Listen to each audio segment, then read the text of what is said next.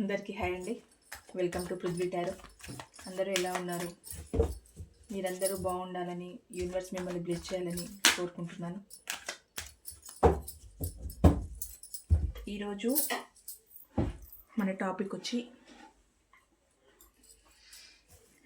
మీ person third party సిచ్యువేషన్లో ఉన్న మీ గురించి ఏం ఆలోచిస్తున్నారు. అంటే మనిషి ఆశాజీవి కదండి. అక్కడ కావాలి, ఇక్కడ కావాలి అన్నట్టు ఉంటుంది కదా. థర్డ్ పార్టీ సిచ్యువేషన్లో ఉన్న మిమ్మల్ని కాదని థర్డ్ పార్టీ సిచ్యువేషన్కి వెళ్ళిపోయినా అక్కడ ఉన్న ప్రజెంట్ నేను కార్డ్స్ రీడింగ్ చెప్తున్న ఈ టైంకి మీ పర్సన్ మీ గురించి ఏం ఆలోచిస్తున్నారు. థర్డ్ పార్టీ సిచ్యువేషన్లో ఉన్న మీ పర్సన్ ప్రజెంట్ ఈ టైంకి, నేను రీడింగ్ తీస్తున్న ఈ టైంకి, మీరు వీడియో చూస్తున్న ఈ టైంకి మీ పర్సన్ మీ గురించి ఏం ఆలోచిస్తున్నారు.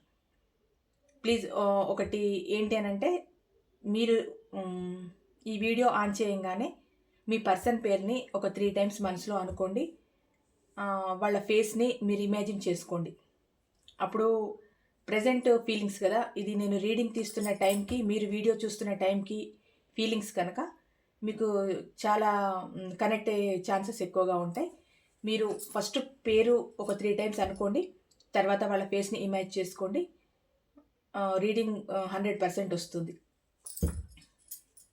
ప్లీజ్ చెప్పండి యూనివర్స్, మా వీవర్స్ యొక్క పర్సన్ థర్డ్ పార్టీ సిచ్యువేషన్లో ఉన్నా కూడా మా వీవర్స్ గురించి ఏం ఆలోచిస్తున్నారు, అసలు తన మనసులో వీళ్ళ గురించి ఏమనుకుంటున్నారు, వీళ్ళ మీద ఎలాంటి అభిప్రాయం ఉంది, ఏమనుకుంటున్నారు అసలు వీళ్ళ గురించి.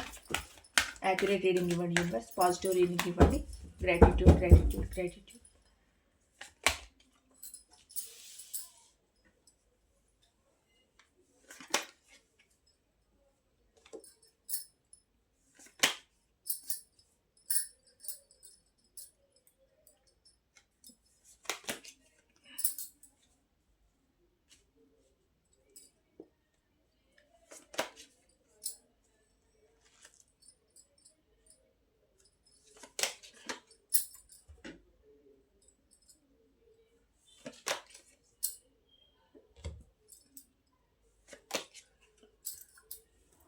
పర్లేదండి, మీ పర్సన్ థర్డ్ పార్టీ సిచ్యువేషన్లో ఉన్నా బాగానే ఆలోచిస్తున్నారు మీ గురించి.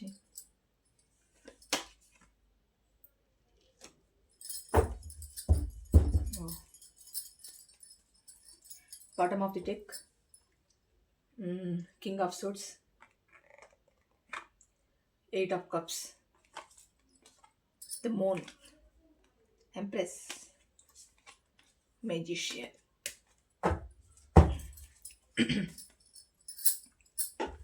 ఓకే, మీ పర్సన్ థర్డ్ పార్టీ సిచ్యువేషన్లో ఉన్న, థర్డ్ పార్టీ దగ్గర ఉన్న మీ గురించి ఏం ఆలోచిస్తున్నారు. ఫస్ట్ ఈ రీడింగ్ నేను తీస్తున్న సమయానికి, మీరు ఈ వీడియో చూస్తున్న సమయానికి మీ పర్సన్ మీ గురించి ఏమనుకుంటున్నారు, తన మనసులో మీ గురించిన ఆలోచనలు ఎలా ఉన్నాయి అన్నది ఈరోజు రీడింగ్ అండి. ఫస్ట్ ఆఫ్ ఆల్ ఏంటి అని అంటే తను ఉన్న పరిస్థితి అక్కడ అంత బాగా లేదు, అయినా కూడా ఏదో ఒక మార్గం వెతుక్కోవాలి. దేనికోసము అంటే మీ దగ్గరికి రావడానికి. అర్థమైపోయింది కదండి. అక్కడ మీ పర్సన్ ఏమి బాగోలేరు. థర్డ్ పార్టీ సిచ్యువేషన్లో ఉన్నా, బాగున్నా బాగలేకపోయినా అక్కడ మీ పర్సన్ ఆలోచన ఎలా ఉంది అని అంటే, ఇదేదో నేను పంజరంలో ఉన్నాను, ఒక్కసారి ఆ పంజరంకున్న ఆ డోర్ కనుక తీసేస్తే ఎగిరిపోదాము అన్నట్టున్నారండి మీ పర్సన్. యాక్చువల్ చెప్పాలంటే ఇబ్బందిగా ఉంది, కష్టంగా ఉంది, అక్కడి నుంచి రావడానికి ఏదో బందికానలో ఉన్నట్టు ఫీల్ అవుతున్నారు. యాక్చువల్ చెప్పాలంటే థర్డ్ పార్టీ సిచ్యువేషన్ అంటే ఈ థర్డ్ పార్టీ ఏదైనా కావచ్చండి. ఇది అందరికీ అన్ని రకాల రిలేషన్స్కి ఈ రీడింగ్ వర్తిస్తుంది. ఇది ఎవరెవరికి ఎలా రిజనేట్ అవుతే అలా తీసుకోండి. ఒక బందీలో ఉన్నట్టు ఉన్నా, ఎంత పెయిన్ఫుల్ సిచ్యువేషన్లో ఉన్నా, తనకు భారంగా అనిపిస్తున్నా, మోయలేని స్థితి, మోయలేని బంధం ఈ థర్డ్ పార్టీ సిచ్యువేషన్ అని తన మనసులో ఉన్నా, ఎంత బాధగా అనిపిస్తున్నా అక్కడి నుంచి ఒక ఒడ్డున చేరాలి. ఆ ఒడ్డు నుండి మీ దగ్గరికి రావడానికి ఒక మార్గం చూసుకోవాలి అని వెయిట్ చేస్తున్నారు. ఎంత కష్టమైనా సరే మీ దగ్గరికి రావాలి. అంటే మేడం ఇంత పాజిటివ్గా ఉన్న వాళ్ళు మళ్ళీ మా నుంచి ఎందుకు రావట్లేదు, ఎందుకు చేయట్లేదు, మరి మమ్మల్ని ఎందుకు పట్టించుకోవట్లేదు అని అంటే, నేను నిన్ననే చెప్పానండి, కర్మ, ఆ కర్మ ఉన్నంతసేపు ఏమీ చేయలేము. ఆ కర్మ అది ఎండ్ అయిపోయిన రోజు మీరు వద్దనుకున్న ఆ సంతోషం మీ వెనుకనే వస్తుంది. అది ఒకటి గమనించండి. ఎందుకంటే నేను రీడింగ్ ఇస్తున్నాను, స్ట్రగుల్స్ మీరు ఫేస్ చేస్తున్నారు. నాకన్నా ఎక్కువగా మీకే బాగా తెలుసుంటుంది. నాకు ఏంటి అనంటే మీ మీ సిచ్యువేషన్ అంతా అర్థమవుతుంది కనుక, అంటే మీరు అనుభవించే పెయిన్ నాకు ఇక్కడ మీ బాధ ఇక్కడ పాస్ అవుతుంది కనుక నేను చెప్పగలుగుతున్నాను. అక్కడ అనుభవిస్తున్న మీకు ఇంకా ఇంకా ఎక్కువ ఉంటుంది. ఏదైనా కర్మ అనేది పోయిందంటే ఖచ్చితంగా మాకు వచ్చే రోజులన్నీ సంతోషంగానే అని మీరు అనుకుంటారని నేను అనుకుంటున్నాను. ఇది రిజనేట్ అయ్యి నిజంగా ఈ రీడింగ్ అందరికీ వర్తించి మీరందరూ హ్యాపీగా ఉంటే నాకు అంతకన్నా కావాల్సిందే లేదు. మీరందరూ మేడం నేను హ్యాపీగా ఉన్నాను, అక్క నేను హ్యాపీగా ఉన్నాను మీరు మెసేజ్ చేస్తుంటే నాకు చాలా హ్యాపీగా ఉంటుంది. మా పర్సన్తో మాట్లాడారని కానీ, కాల్ వచ్చిందని కానీ నాకు పర్సనల్గా మెసేజ్ చేస్తుంటారు. అక్క మీరు చెప్పినట్టు మా పర్సన్ వచ్చేసారక్క, మా పర్సన్తో నేను మాట్లాడానక్క, చిన్నగా వాళ్ళలో చేంజెస్ వచ్చిందక్క అని ఇట్లా వాళ్ళు మెసేజ్ పెడుతుంటే నాకు చాలా హ్యాపీగా అనిపిస్తుంది. నిజంగా నేనేనా అసలు వీళ్ళ మాటలు వింటుంది అన్నట్టు అనిపిస్తుంది.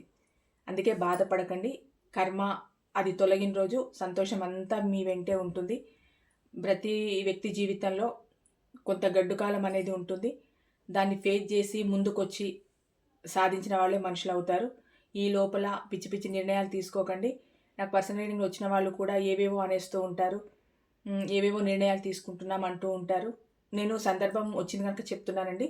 ఎందుకంటే ఇది అందరూ వినాలన్న ఉద్దేశంతో. పిచ్చి నిర్ణయాలు తీసుకోవద్దు ప్లీజ్.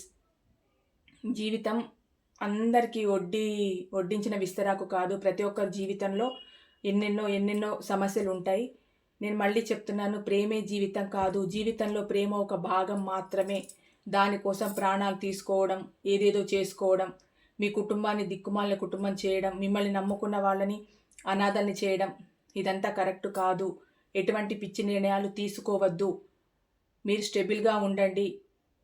మీకు నచ్చిన మనిషి మీ జీవితంలోకి ఖచ్చితంగా వస్తారు. మీరు నచ్చిన వ్యక్తి మిమ్మల్ని కాదన్నా, మీరు నచ్చిన వ్యక్తి మాత్రం మీ జీవితంలోకి ఖచ్చితంగా వస్తారు. మీ జీవితానికి దేవుడు ఖచ్చితంగా ఒక మార్గాన్ని చూపిస్తారు. మీ నుంచి చెడును దూరం చేస్తున్నాడంటే దేవుడు ఖచ్చితంగా ఒక మంచిని మీ జీవితంలోకి తీసుకొస్తారు. ఎక్కువగా బాధపడకండి. నేను వైఫ్ అండ్ హస్బెండ్ రిలేషన్లో ఉన్న వాళ్ళకు కూడా చెప్తున్నాను, ఆడవాళ్ళకి మగవాళ్ళకి, అమ్మ ఎన్నో జన్మలు జన్మలో ఏదో చేసుకున్న పాపం కర్మ రూపంలో మీరు ఇప్పుడు అనుభవిస్తున్నారు.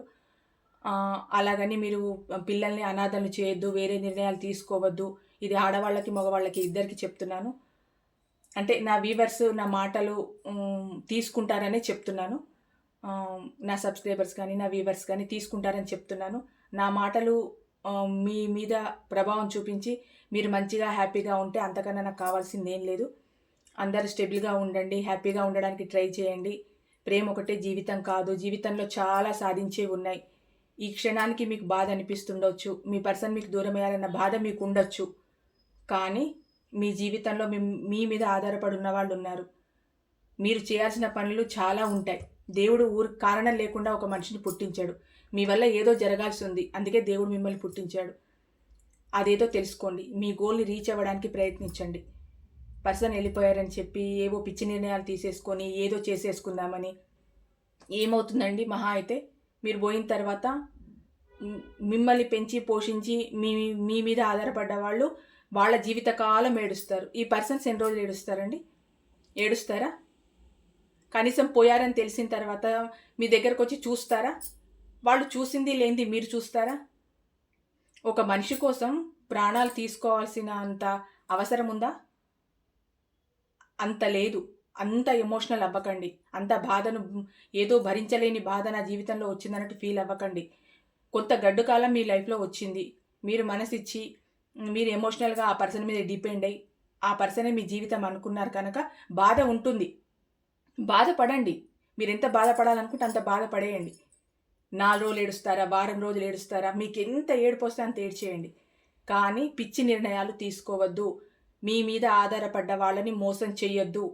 ఎవరో ఒక్క మనిషి కోసం ఇంటిల్లిపాదిని బాధ పెట్టద్దు, కుటుంబాన్ని అగాధం చెయ్యొద్దు, మీరు పోయిన తర్వాత మీకేం శిలా విగ్రహాలు పెట్టి దండలు వేయరండి.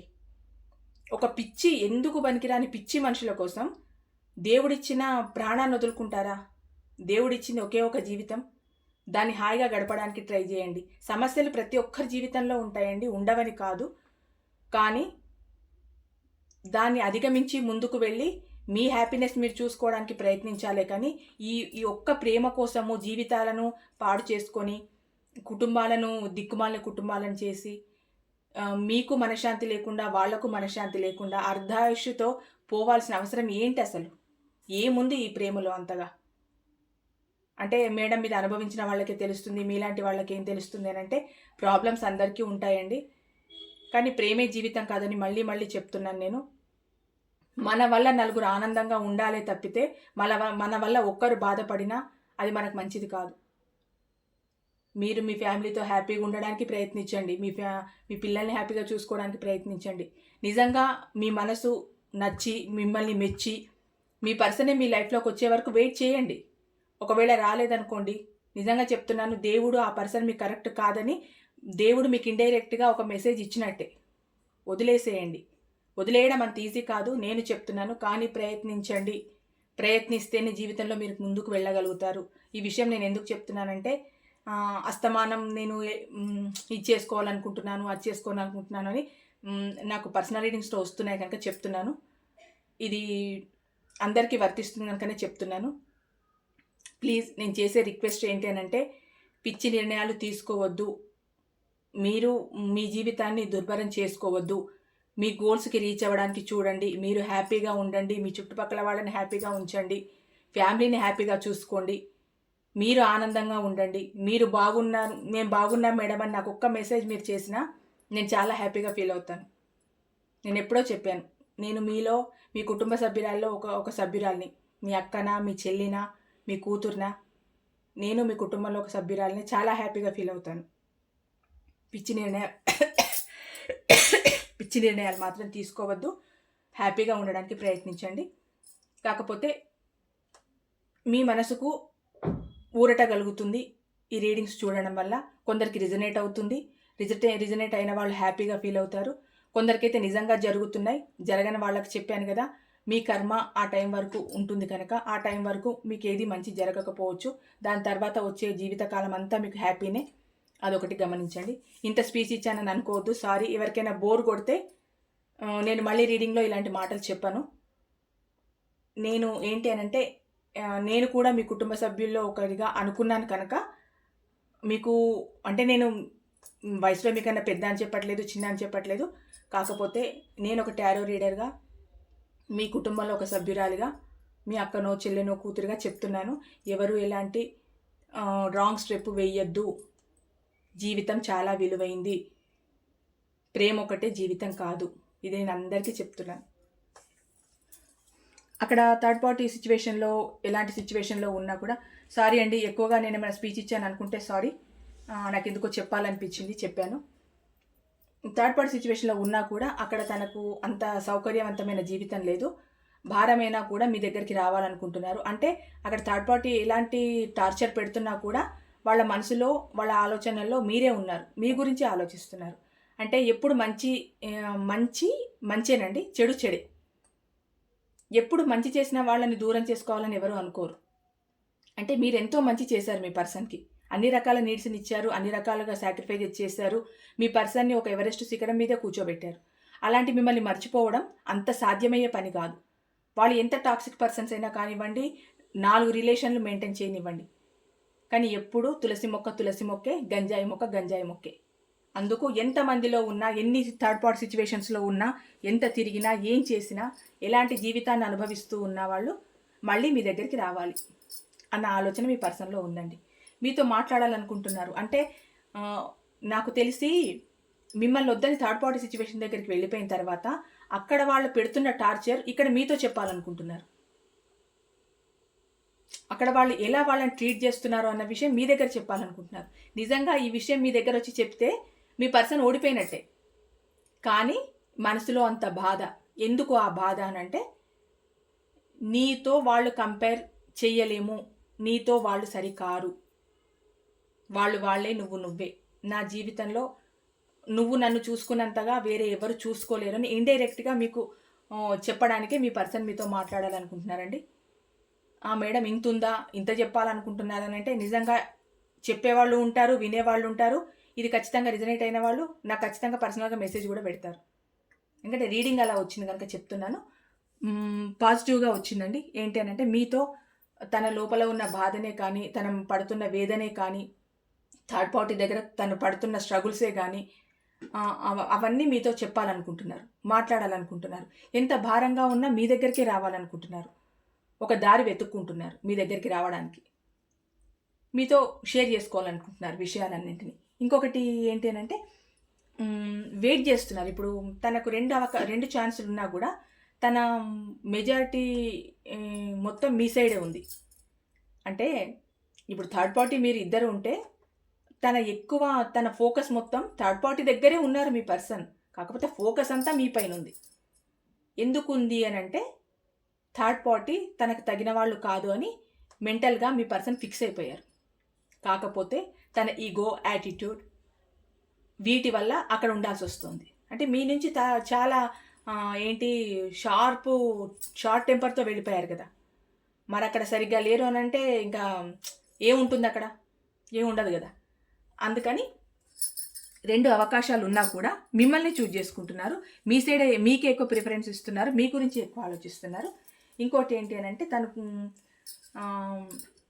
తను పనిచేసే కొలీగ్స్, అంటే మీరు ఒకే ఆఫీస్లో పని చేయనివ్వండి, లేకపోతే దగ్గరలో ఒకే దగ్గర ఉన్నా, లేకపోతే మీకు వాళ్లకు ఏదైనా అది బిజినెస్ పరంగా కానీ, వర్క్ పరంగా కానీ, ఎడ్యుకేషన్ పరంగా కానీ వాళ్లకు మీకు ఏదో సంబంధం ఉండి ఉంటే కనుక మీకు సంబంధించిన వాళ్ళతో, మీ ఇద్దరికి సంబంధించిన వాళ్ళతో ఏదో మాట్లాడుతున్నారండి మీ పర్సన్ మీ గురించి. అంటే మీ గురించి ఇన్ఫర్మేషన్ తెలుసుకుంటున్నారనమాట. అంటే మీ ఇద్దరికి మ్యూచువల్ ఫ్రెండ్స్ ఉంటారు కదండి. ఇప్పుడు మీరు వాళ్ళు బ్యాంక్లో ఒకే దగ్గర వర్క్ చేస్తున్నారు అనుకోండి, లేదు ఒక స్కూల్లో ఇద్దరు వర్క్ చేస్తున్నారు, లేదా స్కూల్కు సంబంధించి ఇంకేదైనా టీచర్ అండ్ స్టూడెంట్ అలా ఏదైనా ఉన్నా, లేదు ఇంకేదైనా ఆఫీస్లో పనిచేస్తూ ఉన్నా, అలా అంటే మీ మధ్యలో ఒక పర్సన్ ఉంటారు కదా, వాళ్ళతో చర్చిస్తున్నారు. ఏమని అని అంటే మీరు ఎలా ఉన్నారు, ఏం చేస్తున్నారు, వాళ్ళు వెళ్ళిపోయిన తర్వాత మీ లైఫ్ హ్యాపీగా ఉందా, సాడ్గా ఉందా, మీరు ఇంకేదైనా థర్డ్ పార్టీ సిచ్యువేషన్లోకి వెళ్ళిపోయారా, ఇక్కడ వచ్చింది చూడండి, మీరు ఏదైనా థర్డ్ పార్టీ సిచ్యువేషన్లోకి వెళ్ళిపోయారా, తను వెళ్ళిన తర్వాత ఇంకా తనే థర్డ్ పార్టీ సిచ్యువేషన్కి వెళ్ళిపోయిన తర్వాత నేను మాత్రం ఎందుకు ఈ పర్సన్ కోసం చూడడము అని చెప్పి మీరేమైనా థర్డ్ పార్టీ సిచ్యువేషన్లోకి వెళ్ళిపోయారా అని అన్ని విషయాలు తెలుసుకుంటున్నారండి. మిమ్మల్ని ఓవరాల్గా స్పై చేస్తున్నారు మీ పర్సన్. అంటే ప్రతి ఇన్ఫర్మేషన్, మీకు సంబంధించిన ప్రతి ఇన్ఫర్మేషన్ మీ పర్సన్కు చేరుతూనే ఉందండి. ఇది మాత్రం 100% కరెక్ట్. మీ గురించి ప్రతి విషయాన్ని తెలుసుకుంటున్నారు. ఎప్పటికప్పుడు మీ గురించి వాళ్ళు తెలుసుకుంటూనే ఉన్నారు మీ మధ్య ఉన్న మ్యూచువల్ ఫ్రెండ్స్ ద్వారా. కొందరికైతే ఆన్లైన్లో, ఫోన్లలో, వీటిలలో అది కొంచెం ఎక్కువ టెక్నాలజీ పరంగా నాలెడ్జ్ ఉన్న వాళ్ళు ఈజీగా తెలుసుకుంటారు. లేని వాళ్ళు వ్యక్తుల పరంగా తెలుసుకుంటున్నారు. మొత్తానికి మీ గురించిన ఇన్ఫర్మేషన్ మాత్రం మీ పర్సన్ తెలుసుకుంటున్నారండి. అంటే వాళ్ళ భయం అంతా ఏంటి అని అంటే మీరేమైనా థర్డ్ పార్టీ సిచ్యువేషన్లోకి వెళ్ళిపోయారో ఏమో. అంటే ఇప్పుడు వాళ్ళు గడ్డి తిన్నారని మీరు తినలేరు కదా. అలా తినాలనుకుంటే ఈ పర్సన్ కోసం మీరు ఇన్ని సంవత్సరాలు వెయిట్ చేయాల్సిన అవసరమే లేదు కదా. వాళ్ళు తప్పు చేశారని మీరు చేయరు కదా, మీది ఆ వ్యక్తిత్వం కాదు కదా.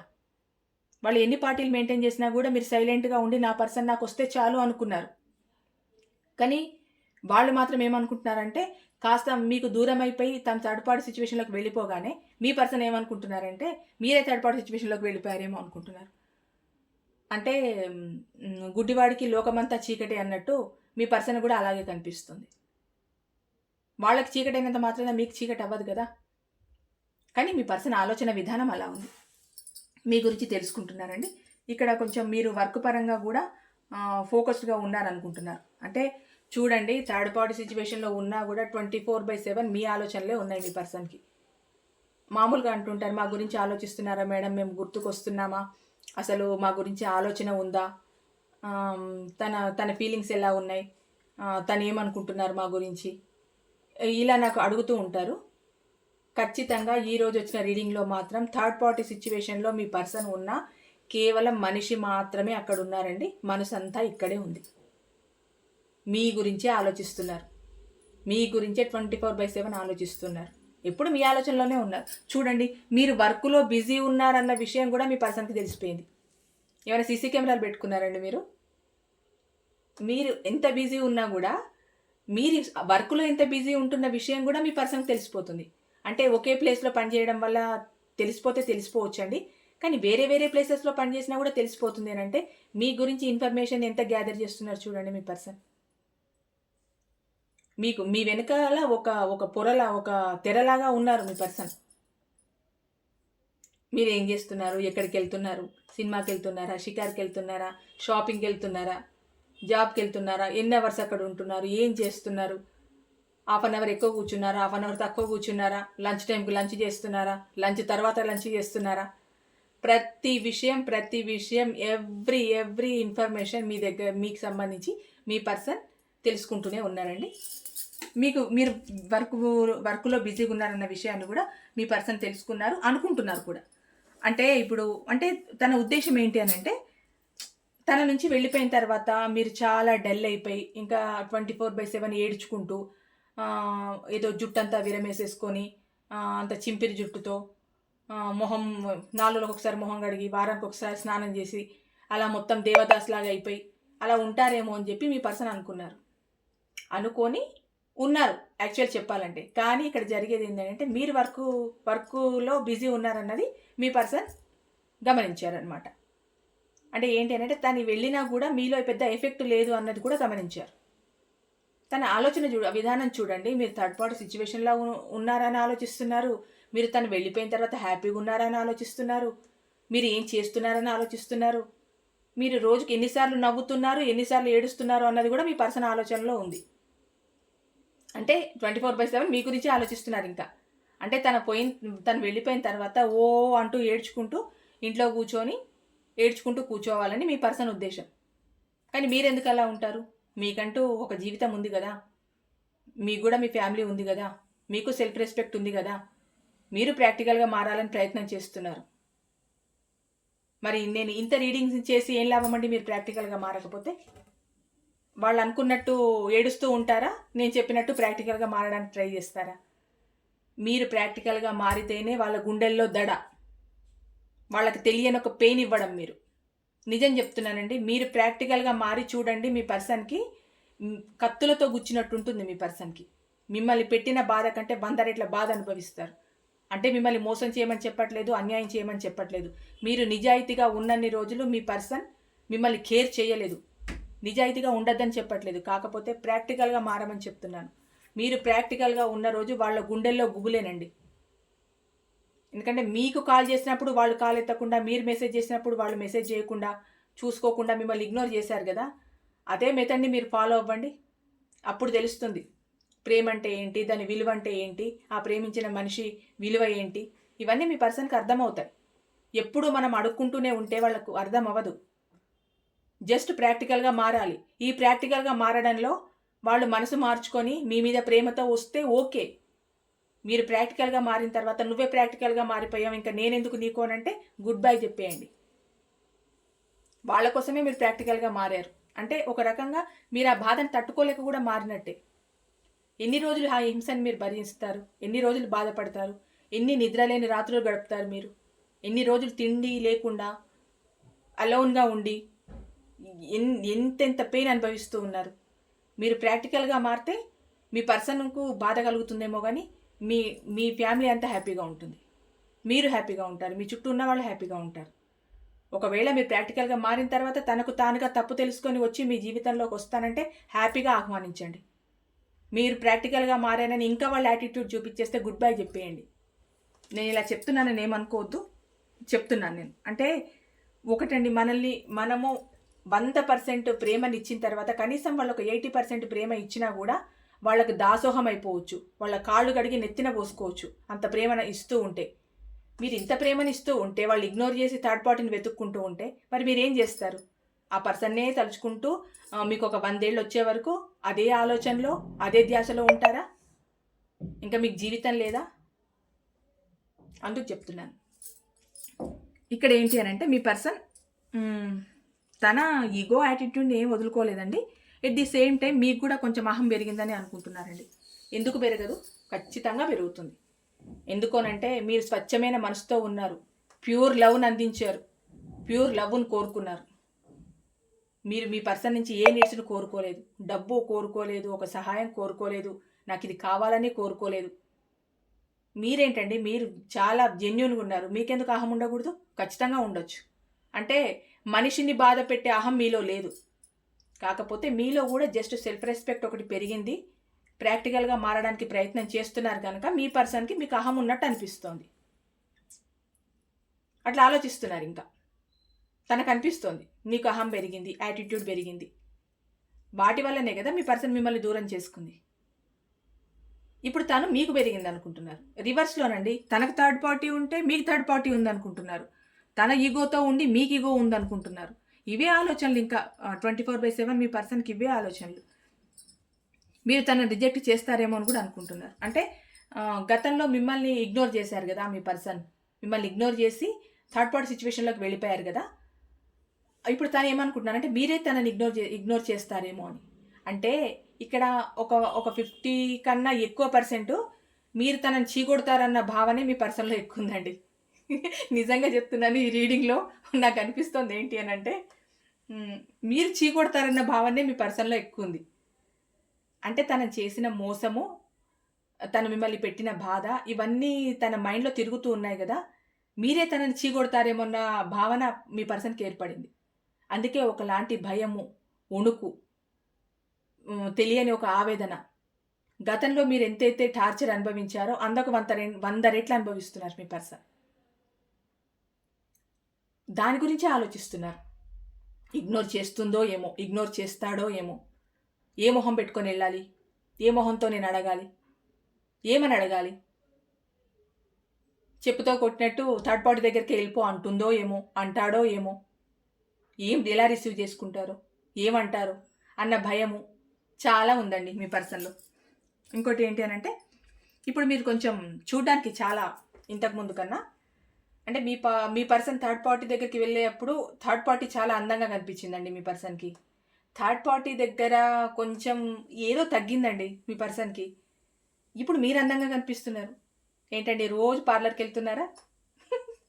ఇప్పుడు మీ పర్సన్కి మీరు చాలా అందంగా, ఎలానంటే ఒక మహారాణిలా, అంటే అన్నీ ఉన్న ఒక మహారాణిలా కనిపిస్తున్నారు. అందంలో, డబ్బులో, వర్క్ పరంగా, సొసైటీలో మీరు ఒక ఎలిజబెత్ రాణి, ఒక మహారాజులా కనిపిస్తున్నారండి మీ పర్సన్కి. అంటే వాళ్ళు థర్డ్ పార్టీ సిచ్యువేషన్లోకి వెళ్ళేటప్పుడు మీరు అలా కనిపించలేదు వాళ్ళకి. అక్కడ వాళ్ళు అలా కనిపించారు అప్పుడు. ఇప్పుడు ఏంటి అని అంటే, అక్కడ మొహం మొత్తిన తర్వాత ఇప్పుడు మీరు ఇలా కనిపిస్తున్నారు. చూడండి, నేను చెప్పాను కదా, కర్మ ఇలా తిరిగి వచ్చేస్తుంది కాలచక్రం అని. అలాగే వస్తుంది. ఇప్పుడు మీరు చాలా అంటే చాలా అన్నీ ఫుల్ఫిల్గా ఉన్న ఒక పర్సన్ లాగా కనిపిస్తున్నారు మీ పర్సన్కి. అది. ఇంకోటి, మీతో రీయూనియన్ చేయాలని ఉంది మీ పర్సన్కి. అంటే ఇంత థర్డ్ పార్టీ సిచ్యువేషన్లో ఉన్నా, వాళ్ళ దగ్గరే ఉంటూ, వాళ్ళతోనే ఉంటూనే మీ గురించి ఇంత ఆలోచిస్తున్నారు చూడండి. అందుకే చెప్పానా, ఎప్పుడు మంచి చెడు చెడే. ఎవరైనా తులసి మొక్కకు నీళ్లు పోసి దండం పెట్టాలనుకుంటారు, కానీ గంజాయి మొక్కకు నీళ్లు పోసి దండం పెట్టాలని ఎవరు అనుకోరండి. అందుకే జెన్యూన్ ప్రేమ ఏంటి, టాక్సిక్ ప్రేమ అనేది ఏంటి తెలుసుకోవడానికి కాస్త సమయమైనా తీసుకోవాలి. మీ పర్సన్ ఏంటి అని అంటే, ఎక్కడ ఏదో కొంచెం అక్కడ ఏదో అట్రాక్ట్ అనిపించేసరికి అటు వెళ్ళిపోయారు. కానీ నిజానికి అది ప్రేమ కాదని తనకు తానుగా తెలుసుకున్నారు. అందుకే అక్కడ ఉన్నా కూడా, థర్డ్ పర్సన్తో ఉన్నా కూడా మీ పర్సన్ మీ గురించి ఆలోచిస్తున్నారు. మీరెప్పుడు తులసి మొక్కే అండి, మీరెప్పుడు తులసి మొక్కే. అందుకే మీ గురించి ఎప్పుడు ఆలోచిస్తారు మీ పర్సన్. మీరు ఆలోచించరు అని అసలు అనుకోవద్దు.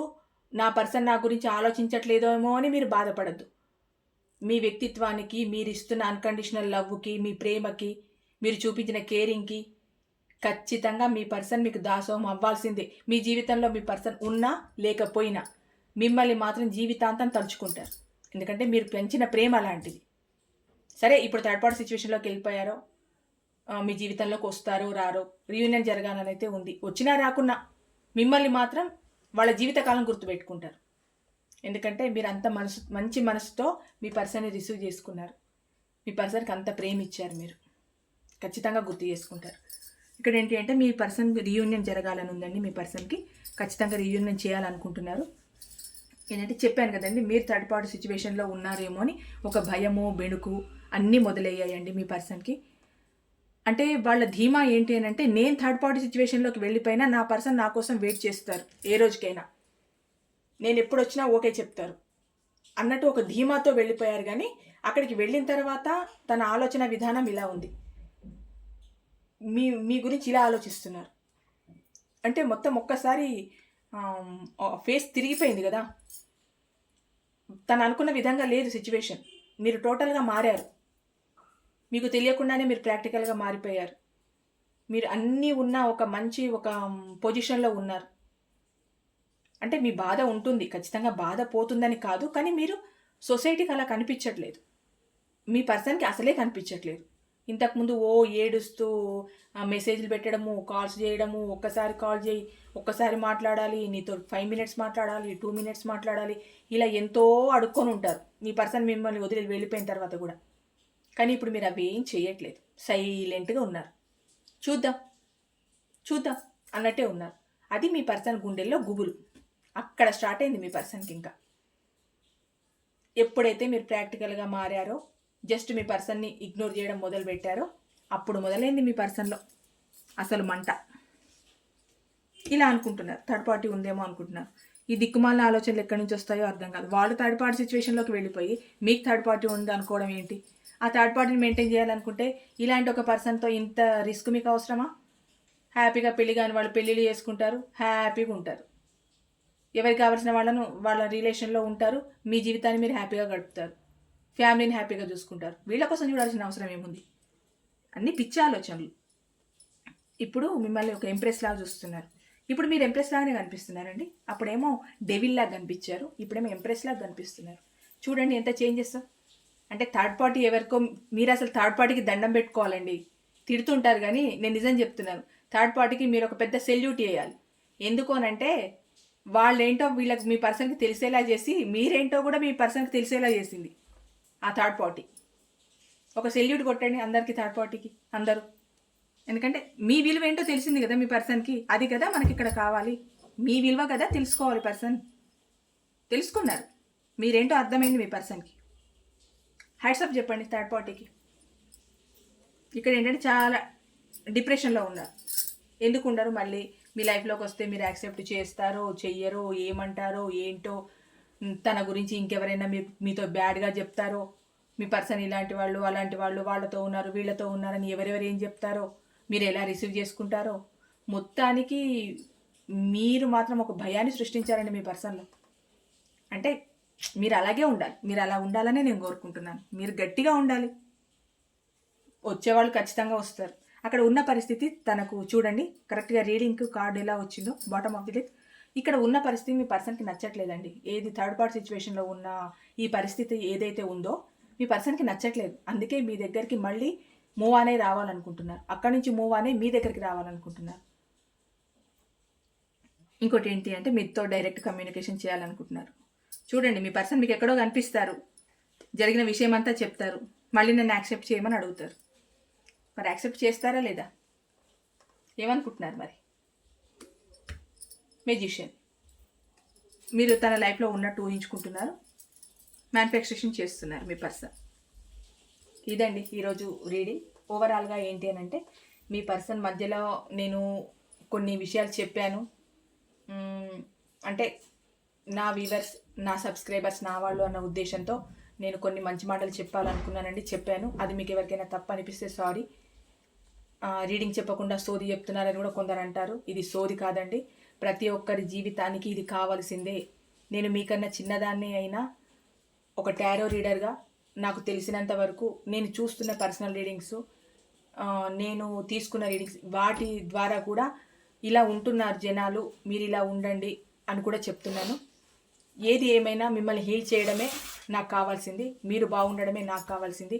మీరు హ్యాపీగా ఉంటే నేను హ్యాపీగా ఉంటాను. అక్క నేను బాగున్నాను అక్క, హ్యాపీగా ఉన్నాను అని ఒక్కరు మెసేజ్ చేసినా నాకు చాలా హ్యాపీగా ఉంటుంది.